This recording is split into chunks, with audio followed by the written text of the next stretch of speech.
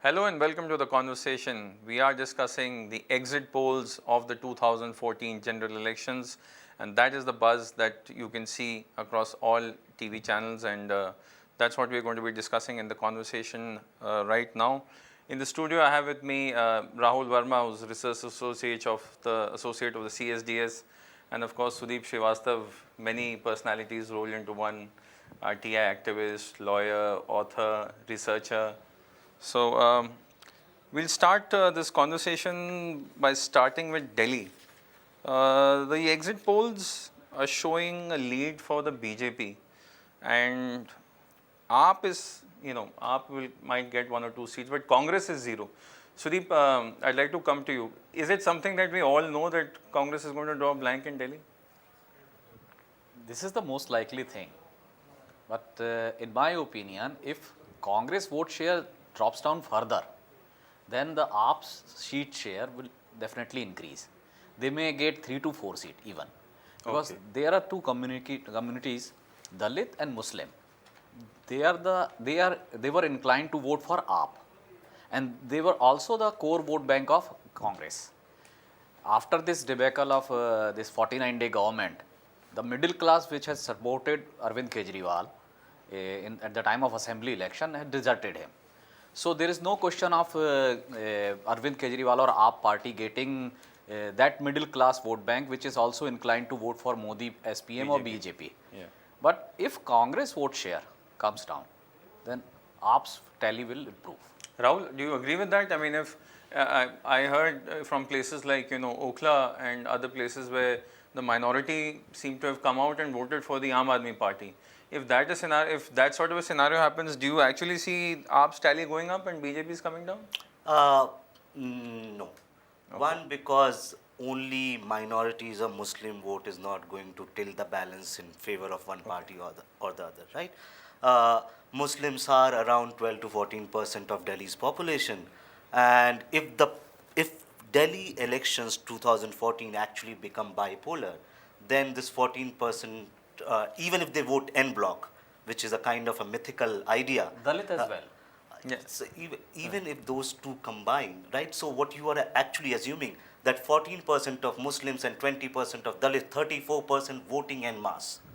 They do not have any other option, and they do not think. So why wouldn't be Dalit voting for BSP, or why wouldn't some Muslims would be going to Congress, Congress. as well as to to AAP and to probably some independent candidates also contesting, right? So yes, AAP and AAP is going to get a majority of votes among Muslims and Dalits, but would that Be take the enough. balance in favor of AAP? I don't think that is going to happen, because with every minority polarization, in most places There there is is a also majority upper caste polarization. Hindu polarization. And given if BJP crosses 42-43% mark vote share, then they are going to win 5 plus seats in Delhi. De- Okay. Definitely. If 40 to 43, then there is no doubt. No, the point that Sudeep was making is the fact that earlier the Aam Aadmi Party also had a lot of the upper middle class and portions of the middle class voting for the Aam Aadmi Party. But do you think that that trend has changed as far as the Lok Sabha? Of course, of course. So since December 2013, I think the chunk of middle class voters has moved to BJP. And what is happening in this election? Congress is going to be basically way below its 2013 figure. So if I remember correctly, in 2013 December, AAP got 27.5, Congress got somewhere around 25, and BJP was 33%. What is happening that Congress is going to go further down. Some of its vote go to AAP and some of its vote go to BJP. BJP. But if BJP 33, 34 plus 6 gets 40 on, then their seat conversion would be much more than AAP. So the fight in Delhi is essentially going to be between BJP and AAP. Congress would be the distant third. There is only also one faction. Some Sikh have also voted for AAP. Okay. And because of that, they are also doing relatively better in Punjab in comparison to other states. I was coming to that point. In fact, we had a conversation about 2 weeks ago on Punjab. We were discussing Amritsar. And there, we had a lot of voices coming in saying that, why are you discounting the Aam Aadmi Party? And if we go by the figures given for Punjab, it says the BJP Shiromani Dal Alliance may get something between 6 to 9, Congress will get 3 to 5, and 1, 2, 3 for Aam Aadmi Party. Yeah. So, I mean, And in Punjab, if these figures are correct, then it means AAP has actually cut into anti-Akali Dal vote shares. but there were, Rahul, there were also some people who said that, giving tickets to like Mr. Fulka, for instance. H.S. Fulka. So that also perhaps, helped them get some of the right-wing votes of the Akalis also. Is that true? I'm not sure if right-wing votes of Akalis, but certainly some votes of BJP might have got into AAP. Now, if you look at 2009 figures, out of 13 Punjab seats, BJP Akali had only 4 seats, right? And Congress had 8 seats. So what is happening in this election, if these forecasts are correct, basically Congress is losing ground in Punjab, and much of the Congress votes are probably shifting towards Aam Aadmi Party, which happened in Delhi as well, right?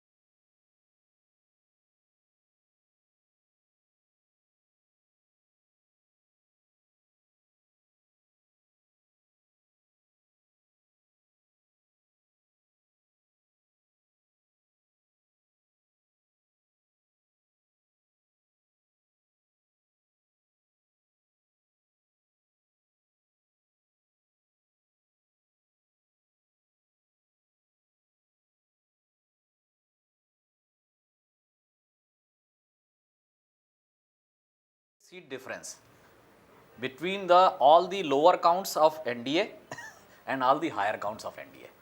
Yeah, Rahul, you should be able to explain that better. Why do we see such huge, difference? No, I don't think there is much huge difference. So if the figure is going to be updated again, like when you do all India forecast, you do not add up all the state level figures, the lower count and upper count, and say the difference is 100, right? So basically, pollsters use bandwidth, right? That, for example, in Delhi, according to CNN IBN poll, BJP would get 5 to 6 and AAP would get 1 to 2, or in Punjab 6 to 9. So they use bandwidths because exit polls are never for like exactness. You can never get exact figures. They are always about give you a trend. probabilistic estimate, right? So there is a margin of error, and calculating that margin of error, you say that within this range, the true value is going to lie. So then you forecast for all the state, but when you translate it to national level, you do not add up all the state. Basically, in some states, you will do well from the lower bound. In some states, you will do badly from the upper bound, and then you calculate the national vote Okay, share. what about the error margin? I mean, they say that all these exit polls have an error margin of 3 to 5%. So that's a myth of error margin. Basically, margin of error is always calculated on the sample size you have, right? If you have a very big population, which is for all the states of India, you actually don't take population into account. But if you have a lower sample size, your error would be higher. So for example, if you have, say, only 300 people sampled in Delhi, your error margin is going to be 5%, right? 5% or more than that. So if you get a 40% vote share in your survey, it could actually end up being 34 or 46, right? So that's the bandwidth. But if you have a sample size for Delhi, say about 1,000, then your error margin is going to be below 1.5 or 1. And then your range is going to be for 39 to 41. So you lie within that range. The problem with many polls is that they just give one number, which is wrong, because in all states you are going to have a different sample size, and that makes Is your that acceptable? I mean, yeah, in statistics, everything is calculated with margin of error. And actually, none of the polls, exit poll or opinion poll, actually went to every constituency. Yeah. They identify, It's a select representative constituencies. They call representative constituencies. Say out of 11 Chhattisgarh, they get 3 seats, 4 seats, 1 or 2 tribal and 1 or 2 non-tribal seats. And on the basis of that, they extrapolate the results and projected the seat variations. In my opinion, apart from this, whatever BJP tried to make this election out of, presidential one, there is a definite influence of the local equations and the candidates who are On each contesting. seat. On every seat. Yeah, of course. So why this result? I think Why which this is result? that's the point he's trying to make, is that that's the No, I'll just make, so I want to separate good polls from bad polls, right? Okay. There are some people who would be doing this kind of method, and that's wrong. But if you are doing a good poll, then you don't need to go to every constituency. You need to. No. A bad example would be when you make a fish curry, you don't touch every fish to see whether the fish has, you know. Yeah, okay. So that's You look at the statistics, overall health of the fish. Statistics has a theory of 200-year-old. Thousands of people have been working on it, so let's not question the basic assumption of how statistics work. Okay. You basically draw a random sample, and if you do your sampling randomly, the statistical theory says that your sample profile would mirror the population profile. So you don't choose that, oh, because this is near the highway, I will go there. You randomly Okay. choose, and whatever is in your sample, you'll go there. Okay, point taken. I'd like to move to another thing. The reports are just coming in that diesel prices have been hiked by 1 rupee right now, and we've also got a tweet from people. People are tweeting saying that they want to hear more about it. Sudeep, I'll come to you. I mean, at this juncture, raising the price of diesel by 1 rupee, Congress has totally given up, hasn't it? Any doubt about it? Congress has already given up. Jairam Ramesh has already made a statement. Yeah, we have already lost in perception. So that kind of statement, when the poll was just started, that speaks volume. Congress is. But don't you think that rising prices, especially fuel prices, this has been one of the major reasons why we are seeing such a backlash? Rising prices is the only issue. This inflation, and why corruption also become a bigger issue, because in the rural India, they perceive this corruption. They perceive this 1,86,000 crore money of coal gate. This inflation is because of corruption.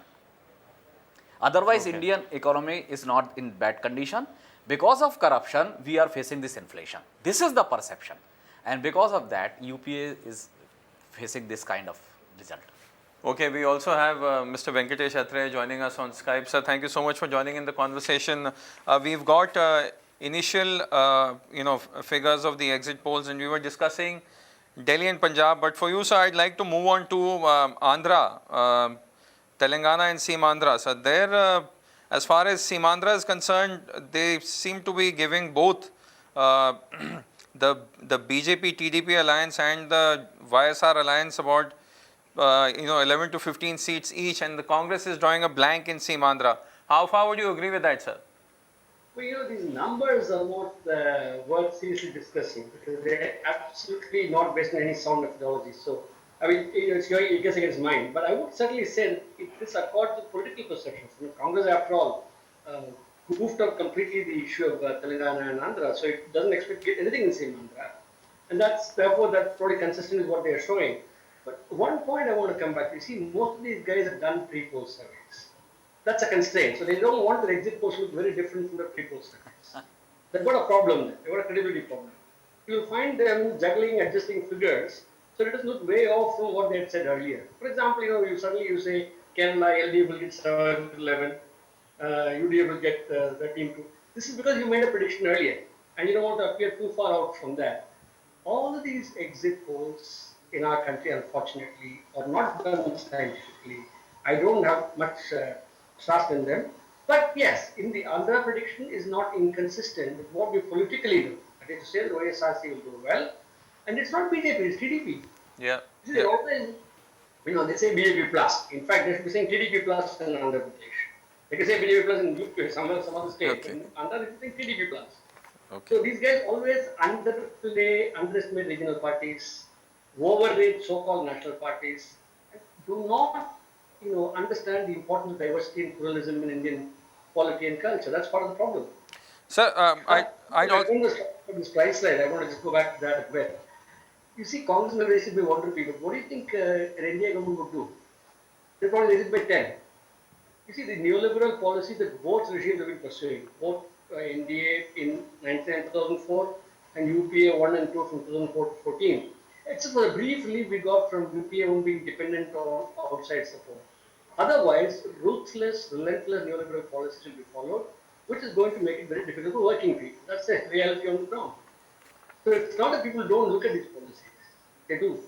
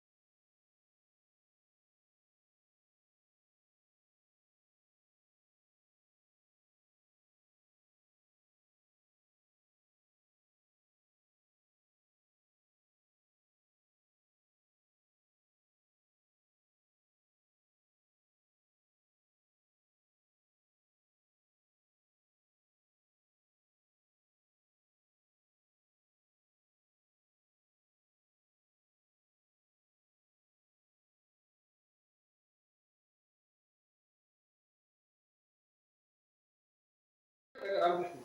No, I'm asking you, sir. Mr. Athray, I'm asking you, sir. Yeah, yeah. Okay. No, no. See, Telangana, the perception is that TRS is the more consistent fighter for Telangana. Okay. Congress came in a bit late in the game and was equivocating for some time, but section of the Congress didn't even go along with it. So obviously the harvest will be with Telangana, with the TRS, obviously at this point in time.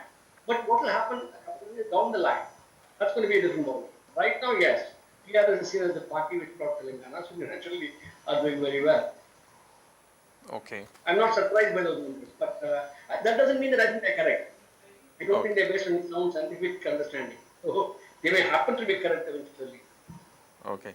Rahul, I'd like to bring you in. I mean, are you surprised with the sort of results we're seeing for Telangana? Congress not. No. So one, just for the viewers, you have 42 seats in Andhra Pradesh, 25 for Simandra and 17 for Telangana. Telangana.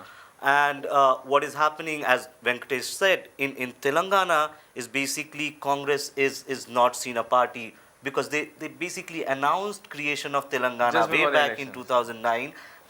That they will, Chidambaram basically in midnight when K. Chandrasekhar Rao was basically on a hunger strike, they announced that we'll form a committee, we'll look into it, we'll do something, and for 4 years they did nothing. So there is some anger plus state level Congress leadership.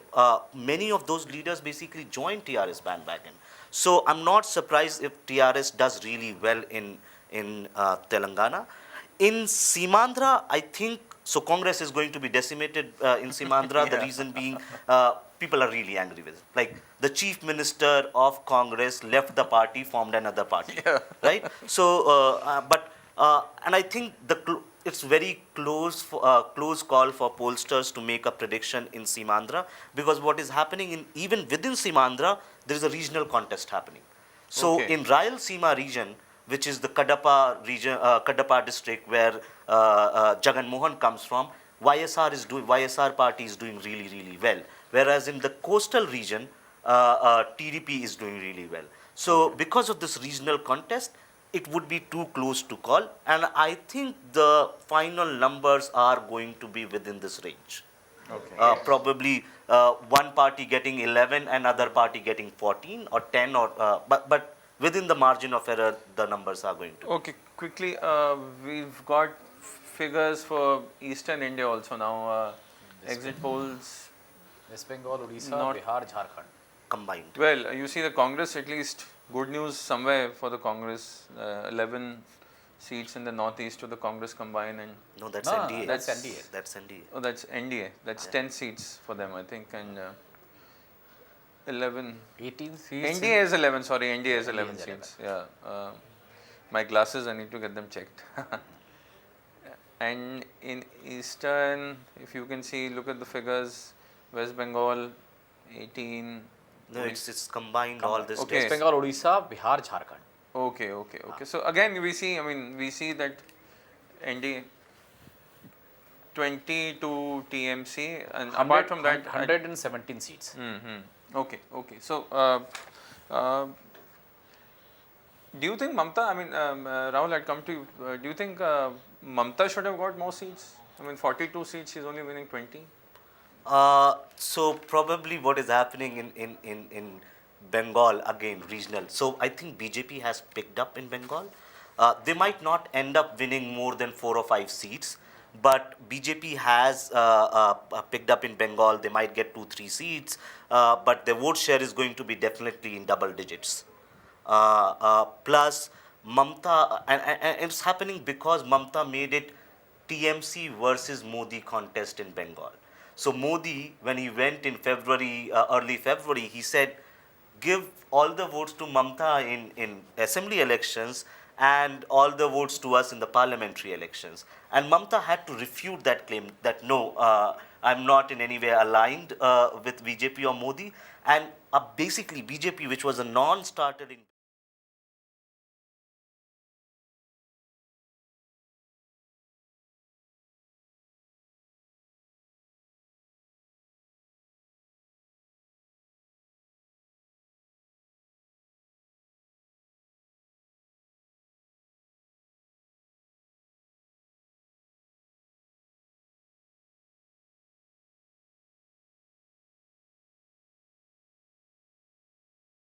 Thought, but later on, I think it actually went on to a head-on collision, because when this after this initial January thing, in March, Imam Barkati, who's the most influential Imam of West Bengal, he actually issued a statement pointing out that Mamta is not as tough as she ought to be against Narendra Modi. Okay. Then she started attacking him. And when she started attacking him, the kind of person Narendra Modi is, he is bound to react. So he reacted very strongly. And definitely what Rahul is saying is correct. The vote share rise in West Bengal of BJP is the anti-left vote. Okay. And he is cutting into that. That's why the tally of TMC is coming down, and BJP may not. I don't think they will get more than 3 seats. yeah, that's what even I agree. I don't Okay. think they will get more than 3 seats, but that will definitely cut the TMC vote share. That is urban middle class. That is of the section which is fed up with left and its policies. Those vote share. I'd like to bring in Mr. Venkatesh on this. The BJP actually, cutting Mamta's votes. I mean, we're going to see a very angry West Bengal chief minister. See, it's a bit tricky because BJP got 6% in the fastest, but it's not like BJP zero though. BJP got 6% some time ago, and this is a further rise of about 5 to 6 percentage points. So they may end up at 11 or 12%, as Rahul was saying.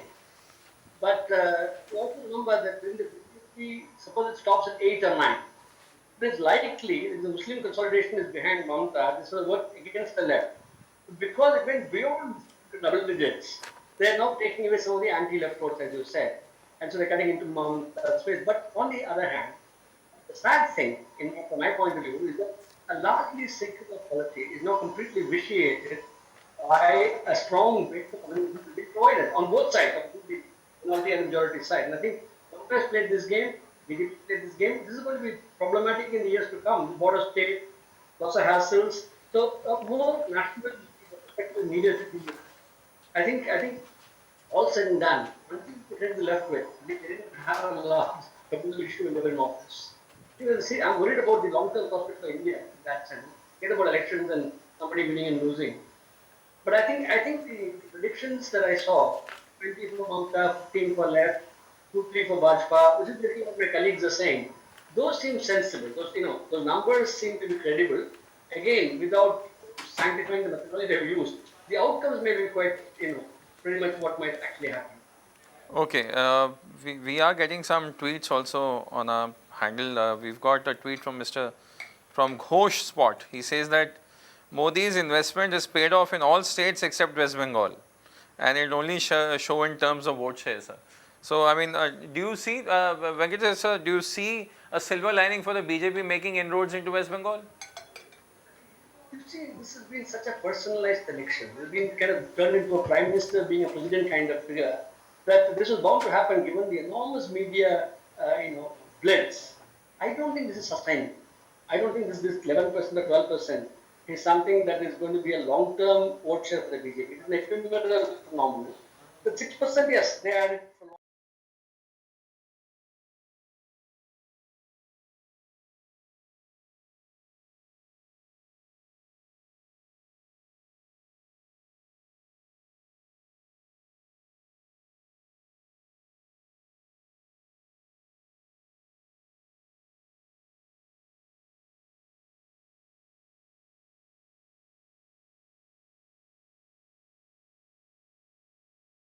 From more of a class politics kind of thing, it's more of a communal kind of politics. So I'm not sure how good that is for the country. Okay, so as we saw in those figures, as far as Eastern India is concerned, we see, I mean, India is not gaining too much. You will have the Biju Janata Dal in Odisha, you have the TMC in West Bengal. In West Bengal also, apart from minority vote, the Bhadralok of Bengal is mostly progressive. So this progressive approach of West Bengal limits this anything BJP or RSS. Okay. That's why they are not making inroads in West Bengal. And so is the case of Tamil Nadu. Tamil Nadu's Anna movement is anti-Brahminical movement, and one way or other, RSS is still being perceived as dominated by this Brahminical approach. So that's why they are not making inroads in West Bengal or states like Tamil Nadu. This MDMK and PMK have aligned with the BJP in this election in Tamil Nadu, but I don't think they will be able to gain much. Rahul, do you agree with that? I mean, the sort of traction that BJP has got in West Bengal, are they going to get something similar in Tamil Nadu? But there is a limit because of what he is saying, the way BJP is perceived. They will have to stop at a certain level. Is that true? Of course. But the silver lining for the BJP is in these 4 states, at least in West Bengal, Odisha, Jharkhand, and Bihar, they were only present in Bihar and Jharkhand. After the breakup of alliance with Naveen Patnaik, they got 0 seats in Odisha, right? And they had only 1 seat in Bengal, courtesy to Jharkhand, not Jharkhand, Gorkhaland Mukti Morcha, right? But getting even 15 to 17% of votes in these 2 states and probably entering into Tamil Nadu with smaller players, this will give them the first kind of base. If they can get in double digits, that will basically become a launch pad for the organization. If they get 2-3 MPs, then who knows what, I can't be certain of what will happen in 5 years. Certainly BJP is not going to be a major player in Bengal or Tamil Nadu even in next 5 years. But where you were getting 0, even if you start getting 2 or 3 seats, you start becoming like your. So for BJP, we always said they are not present in East and South India. Probably after this, they can say that we are a national party. Okay. But I would definitely like to see whether they are actually getting this 15-17% or not. Yeah, that will be interesting to see, because then we'll know whether they can actually. This is a lot of talk that BJP might get 15 to 17% in West Bengal and like a state like this. But I would definitely. See, if you closely follow West Bengal elections, there are 6 seats where BJP is going to do well. Okay. 1 Darjeeling courtesy to Jharkhand, but also Damdam, Shirampur. Damdam is the Shaugat seat. Yeah, okay. Shirampur, and 2 seats where the musicians are contesting. Bubbles. So even if that is not a BJP vote, Tapan Sikdar is probably Damdam or Shirampur. I don't remember. He is from Damdam. Yeah, but in 6 or 7 seats, I'm not saying that probably these votes are BJP votes. But once you start showing that you can actually get 12 to 15% vote and 3 to 4 seats, there is then a you can moment. attract. Yeah. Okay, let's have a final look at the figures that are coming. Of course, these figures will be Venkatesh, updated off and on. He's trying to sir. say something. Okay.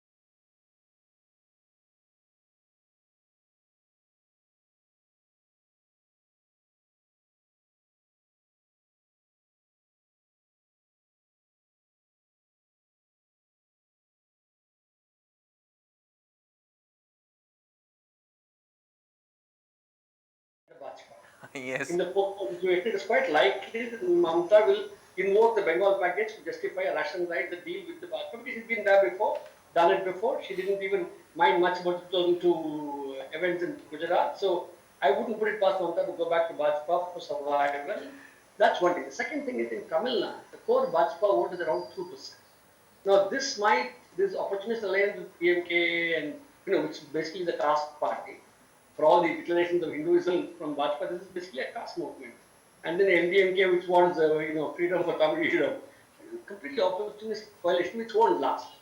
So I don't think BJP will gain in the medium term from this election. They have only gained what they could by earlier DMK alliances. This may not give them much more. Bengal is a different category altogether. They're entering Bengal in a big way, and that's a bit of a worry. But these 289 and 272 now you're reading out to me is completely absurd problem. Completely absurd. Off the bat, I expect Bajpa, I'll stick my neck out and say this, Bajpa will be 180 to 190. Okay. Bajpa plus the NDA would be somewhere between 210 and 220, maybe 230, give it a. So they will still need a couple of allies outside of this frame. Okay. I don't see the numbers going very different from that. Still this way or that. So these exit polls are a bit bogus. You can see that right now. Okay. Just quickly, When I pointed out this higher and lower figure, it was not with regard to a particular poll. What I was saying that if you take, say, certain exit poll comes correct in certain parts and certain poll figures, exit poll comes correct in the other parts. And if there's a likelihood, it's a law of probability. If lower figures got correct, and then also you made then it. also. But quickly, Sudeep, I mean, your final comments on the kind of figures that you see. Do you agree with the exit poll figures? No, overall? no, it's on the higher side. It's on the higher side. Okay. Rahul, your take? So I don't know whether those figures are just for BJP or for No, it's for NDA. for NDA. NDA. I think NDA would be very, very close to 260 mark. 260 mark. Yeah, it Okay. could be like plus 10, minus 10. Okay. Venkatesh sir, last comments, your final take on the kind of figures you expect the NDA to get? No, I will go with Rahul, but a little less. I'd say NDA max 230, 240. I don't say 230, 230. Okay, so. Max, Okay. he said 250, 260, but I say 220, 240 is the max that NDA will get. Okay. Bajpa 180 to 200, and they will still need support from outside the present NDA combination. And mind you, both Mamata and Jayalalitha will find it difficult. There are assembly elections coming in 2016. So it's not going to be easy for Bajpa to. And the other thing is, this will then initiate a move away from Mr. Modi. Okay. Some more acceptable face. Jayalalitha won't be having problem. Okay.